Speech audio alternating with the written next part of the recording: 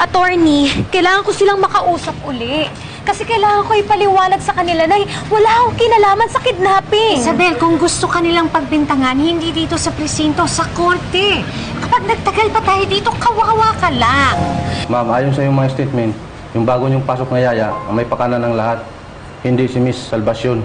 May history na nga yung babaeng yun. Hindi pa ba ebidensya yung telepono para kasuhan mo siya? Ma'am, kung ganyan po ang inyong depensa, pwede rin ho kayong kasuhan dahil tinawagan din po kayo ng mga kidnappers. Wala ho tayong matibay na ebidensya kay Miss Salvacion. Ebidensya? Lagi na lang kailangan ng ebidensya. Para sa akin, guilty siya. Siya ang nagpadukot sa anak ko at siya rin ang may kasalanan kung bakit muntik na ako mamatay. Bakit ba ayaw maniwala sa akin? Scarlett! Naririnig mo ba yung sarili mo? Ang pinapairal mo yung galit mo kay Isabel. Eh, wala naman pa sa inyo mga pinagsasabi mo eh. Puro ka bintang. Bakit mo ba siya kinakampihan, Jonas? Anak ko, pamangkin mo at pinoprotektahan ko. Bakit? Si Isabel din, di ba? Wala na siya ibang ginawa kundi mahalin at protektahan ng anak mo. Pero siya pa rin yung sinisisi mo eh. Jonas, makinig ka sa akin. May dahilan kung bakit namin pinagbibintangan si Isabel. May dahilan kung bakit gano'n na lang kalalim ang galit ni Scarlett sa kanya.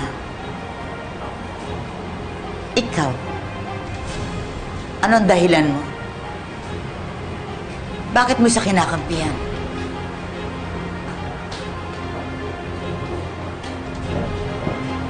Dahil mahal mo siya. Kaya gano'n na lang, sarado na ang isip mo. Ayaw ka nang makinig sa mga paliwanag namin.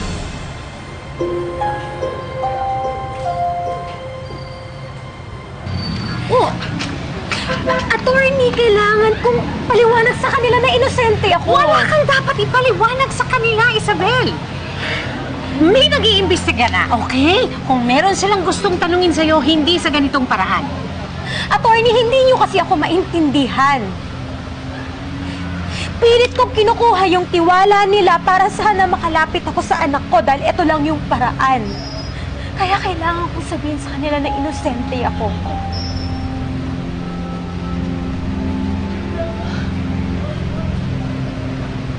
Jonas, itinuring kitang anak ko.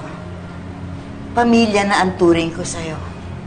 Sana naman, maging parte ka ng pamilyan to. Tita, sorry. Wala ho akong intensyon na kalabanin ikaw o si Scarlett. Gusto ko lang ho mailigay sa tama ang lahat. Tita, ang dami na hong nadadamay at nabibintangan natin. Jonas, hindi ako basta-basta nang bibintang. Maniwala ka sa akin. Si Isabel ang nasa likod ng lahat ng ito.